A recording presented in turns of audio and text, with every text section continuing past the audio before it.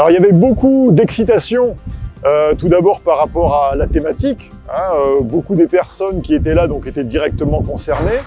Et également parce que pour beaucoup, c'était le premier embarquement.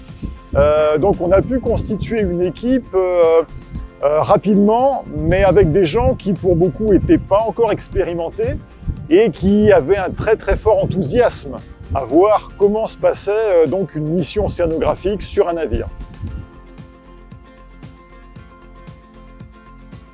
Pour nous qui avons l'habitude, c'est quelque chose qui est très réglé puisqu'on travaille donc 4 heures, puis on se repose 8 heures. Donc là également, tout le monde découvrait cette manière de faire.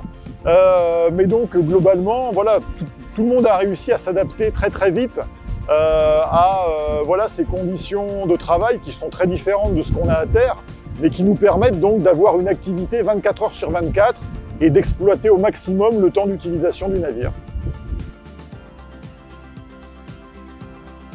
La campagne a été un succès, donc on a pu prélever plus de carottes que ce qu'on avait prévu. Et puis surtout, il y a certains sites où on possédait déjà des carottes et dans lesquels on a vu un dépôt qui est extrêmement récent, encore très gorgé d'eau, qui n'a pas été remanié par l'écosystème marin. Et donc on est très confiant sur le fait qu'on ait enregistré le dépôt résultant de la crise hydroclimatique Alex. En tant que chef de mission, on a la responsabilité de faire en sorte que toute la coordination des tâches sur les carottes, de toutes les analyses qu'on fait, puisse être faite en continu pour qu'on puisse en faire un maximum à bord avec des outils qu'on n'a pas forcément à terre. Et puis surtout, l'un des rôles principaux, c'est de faire la communication avec l'équipe du commandant en passerelle pour choisir les sites de carottage. Donc déjà pour pas perdre de temps parce que le temps est extrêmement précieux, mais également pour choisir des sites qui sont susceptibles de marcher pour pas abîmer le matériel, parce que chaque fois qu'on abîme du matériel, ça implique des réparations à bord qui sont à la fois coûteuses et puis chronophages, donc qui empiètent sur notre temps de travail.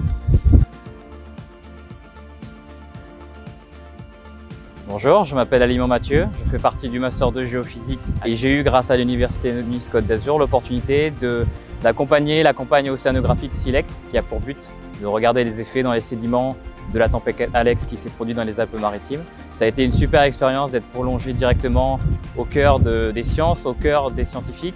Bonjour, je m'appelle Rim Husseini, je suis en formation de géophysique en Master 3G. On a eu l'opportunité de participer à la campagne SEALEX et on était encadré par plein de chercheurs et des ingénieurs.